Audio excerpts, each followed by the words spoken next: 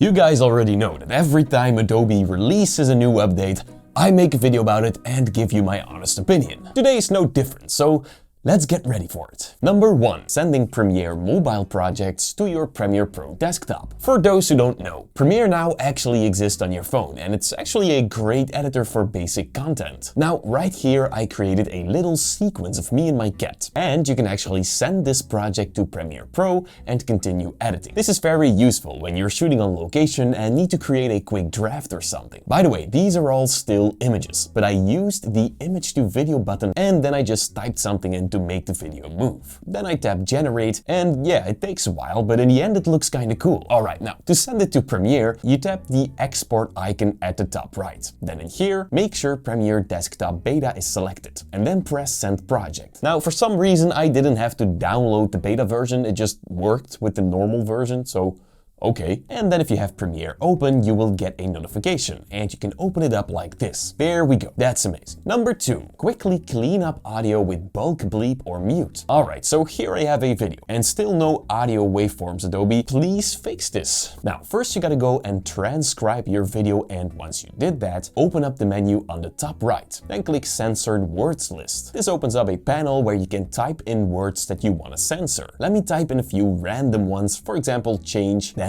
maybe video, and then this. Okay, so these are just a few words from the first sentence. Next, click on Save, and then go to the Filter button. Choose Centered Words, and then click on Apply Effect. You can now choose a sound effect to put over them. Let's use the duck sound. And now click on Apply All. This is the result. Ever wanted to your background like that? Yeah, I think that's useful.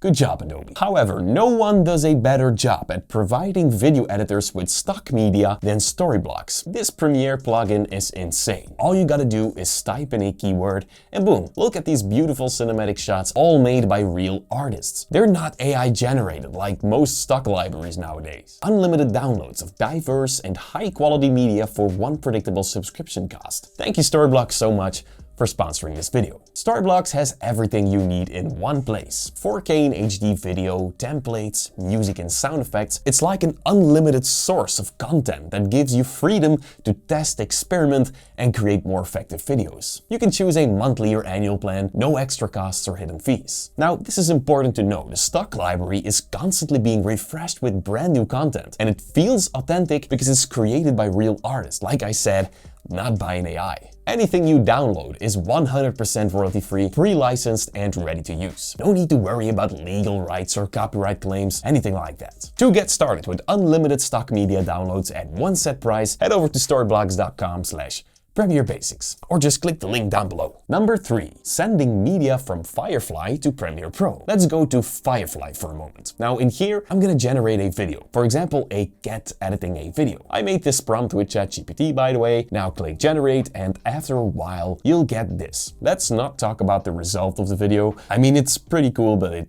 yeah. Now, to send this to Premiere, just go to the Edit button on the top left and then choose Open in Premiere. It will then create a new folder in your current project named Firefly Downloads, and there you have it. I guess it's a little bit faster than just dragging it in your project like this, but hey. Now it's time for number 4, Adobe Firefly Boards. Now, in Premiere, if you go to the File menu on top, you can click Brainstorm in Adobe Firefly Boards. This will open up your browser, and in here you can create some IDs. I personally use Milanote for that. I think it's much better. I mean, you just grab a screenshot and paste it in there like it's nothing. You can add a text board and connect them to your other objects. You can give it a name, for example, effect controls. It just works so much faster. Not sponsored, but recommended. You can also use a whiteboard or whatever flips your pancake. Number 5. Nikon and RAW support. This is great for people who shoot RAW on Nikon cameras. Your workflow will definitely be a lot faster now. Now, my conclusion. I think this was a solid update. They introduced some cool stuff, and I'm looking forward to the 2026 update. I just really hope they focus on fixing issues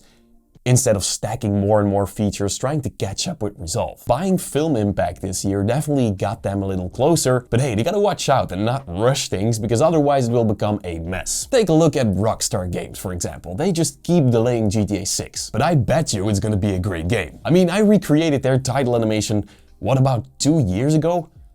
And then I did it again in After Effects 1 year ago. Anyway, gotta go. Thank you guys so much for watching.